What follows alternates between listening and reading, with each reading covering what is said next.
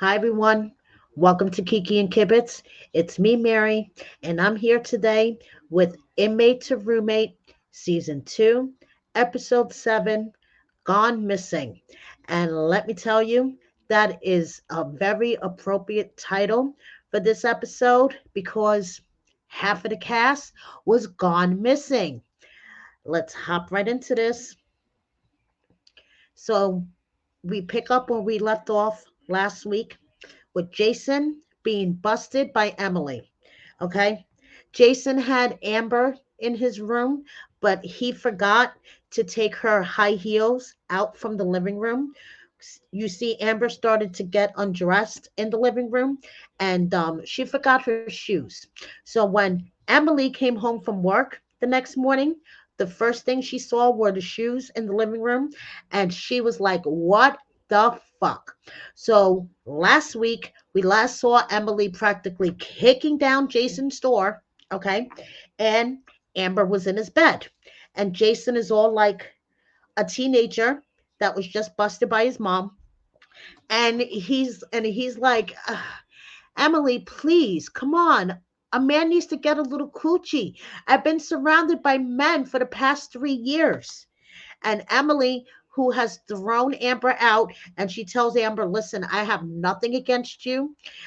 Even though you may have, poor choices in men, I have nothing against you, but you need to get the fuck out of my house.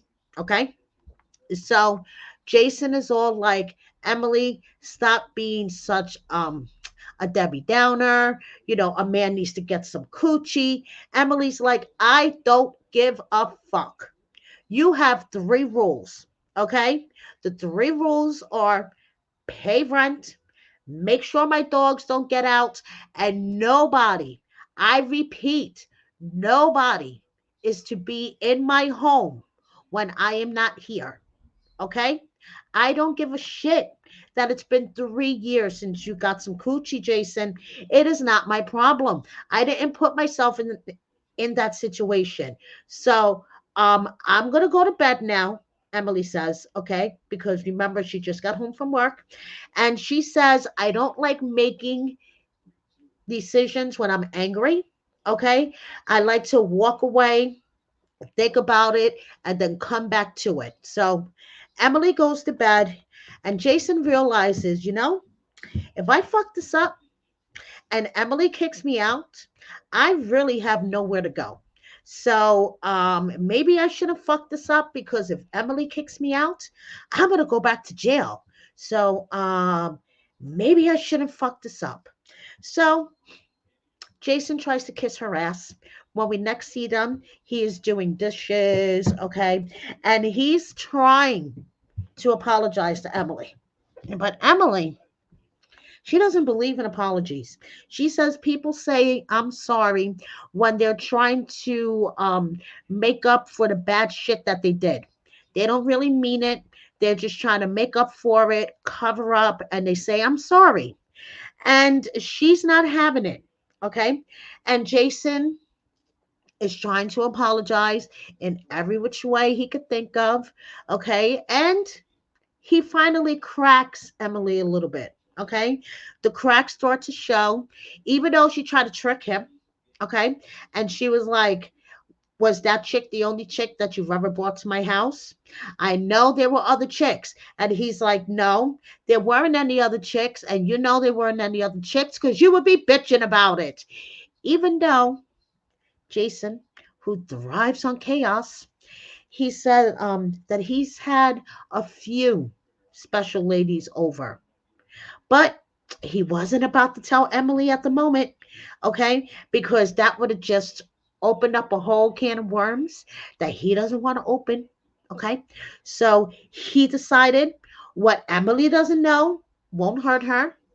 Emily accepts his apology.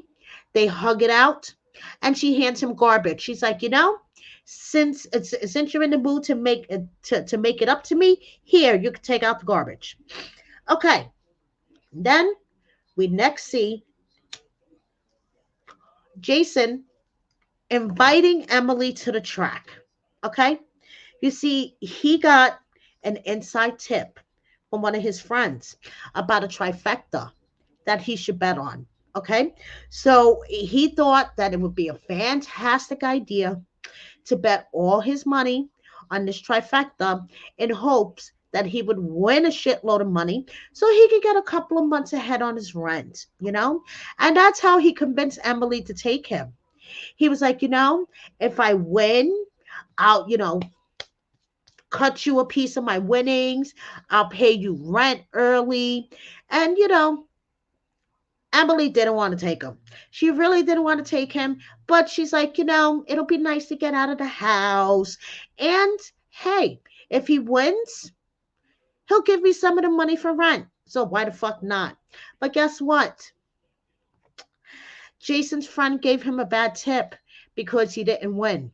And as a daughter of a man who dragged me to OTB, off track betting, practically every day when I was a little girl. Okay. My father loved to bet on the horses.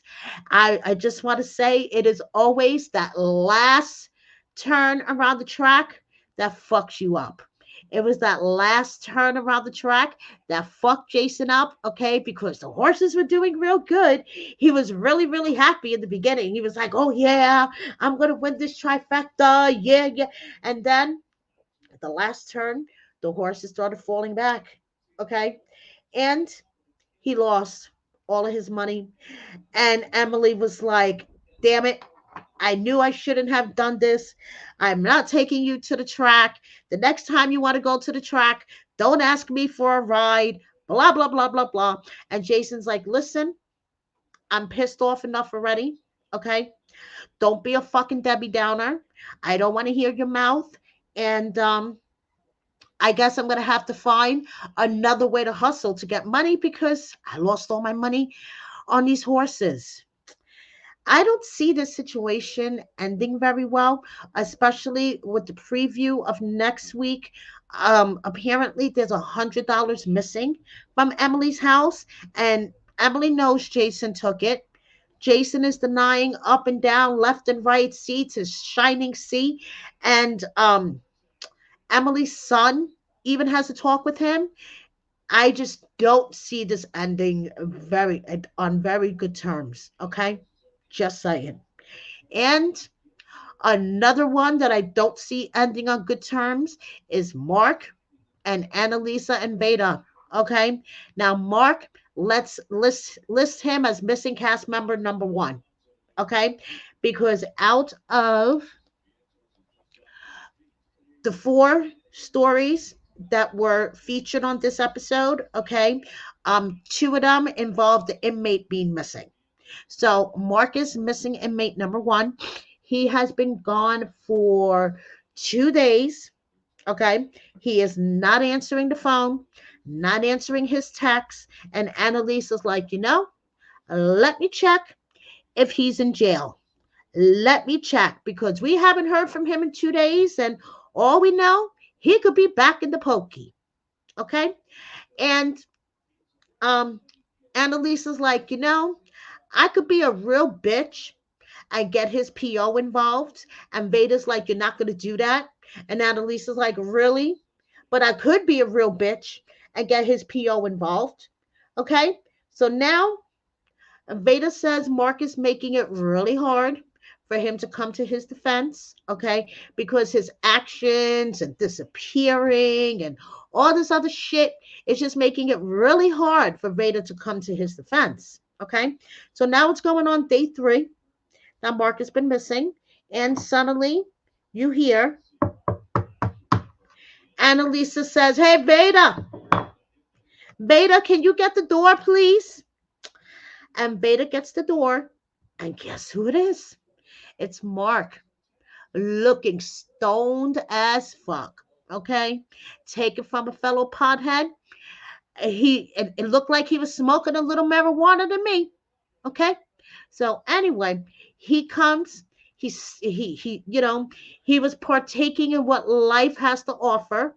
His words, not mine. Okay, and Veda's like, it is our concern where the fuck you have been. because Mark is all about, I'm a grown ass man. I don't need to check in with anybody. I don't need to tell anybody where I've been, where I plan to go, what I plan to do, what I did. It ain't nobody's business because I'm a grown ass man. And Vader's like, yes, it is our business because your probation officer has ordered you to live here with us. You are using our address for probation. And like Annalisa said, and let me tell you something, if your probation officer shows up and asks me, has Mark been here? Did Mark spend the night here? And you didn't, okay? I'm going to tell him. I ain't going to cover for you. I'm going to tell him. Mark is like, bet. She's like, bet. I'm going to tell him. Bet. So and Mark is causing lots and lots of chaos, okay? And he knows it. He knows that he is pitting Veda and Annalisa against each other, okay? And he's fucking loving every minute of it. I'm telling you, he is loving every minute of it. Because if it was up to Annalisa, she would have reported him to his PO and thrown his ass out 3 episodes ago. Okay, but Veda wants to keep giving him chance after chance after chance. And Annalisa's like, you know how many chances Mark has left with me? Zero. Okay? Zero. Meanwhile, Veda would give him 100 more chances if he could. And Veda's like, the difference between Annalisa and I is that you could curse me up and down, left and right, sea to shining sea, and I won't take it personal. Annalisa takes it personal. You can look at the dog sideways, and Annalisa will take it personal. Okay? And I agree with Veda. Veda really wants to help Mark.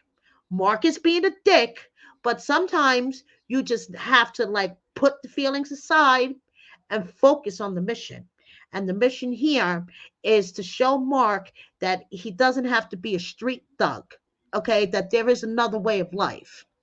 So I get Veda, but trust me, I get Annalisa.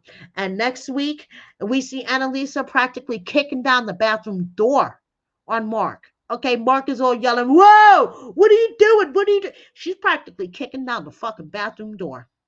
So let's see what happens next week. So now moving on, Aaron, missing inmate number 2.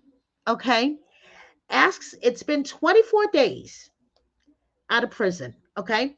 And he says David's place has been a calm, peaceful place for him to parole to, okay? So he decides on day 24 of being out of prison that he, is going to ask David to borrow his car. And David's like, sure, but make sure you're back by 8 o'clock, okay? Because I'm gonna need the car tonight. So here's the keys, but make sure you're back by 8. And Aaron is like, I'll try my best, okay? I'll try my best. I'll try not to have an excuse why I'm not back by 8, but okay. So he tells David that he's going to go see a couple of buddies, maybe catch a meeting. No, he's planning on going to see his ex, Lavanya. Now, Lavanya and him, they had quite a relationship. Okay, they were engaged.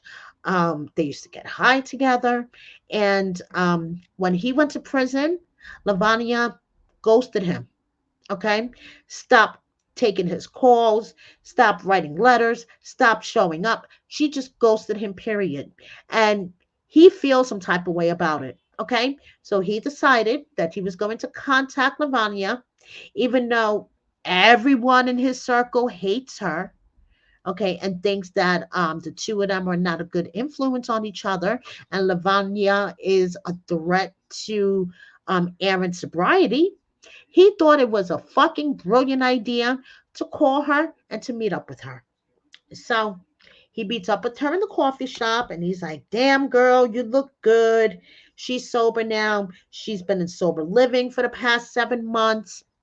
Aaron instantly forgives her, okay, for ghosting him. And he's like, hmm, I have my roommate's car for a little bit. You want to take a ride? So production loses Aaron after he left the coffee shop with Lavanya. And guess what? He doesn't come home. He doesn't return David's car. David gets up the next morning. Aaron is still not back, and his car is still missing. David's like, oh, this is a situation. I don't want to call his PO.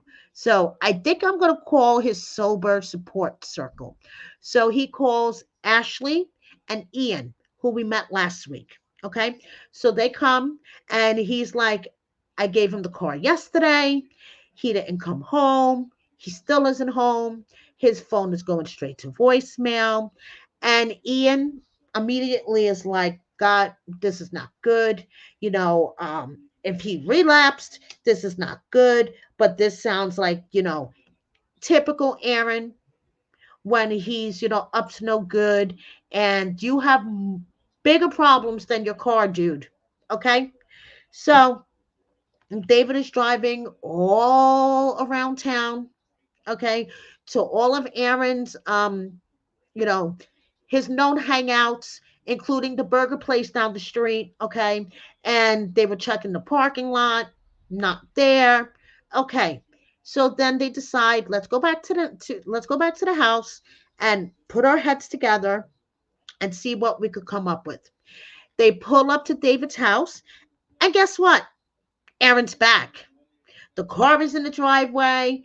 Aaron's back. His friend Ian's like, I don't know if I want to punch him or hug him. I'm just glad that he's back.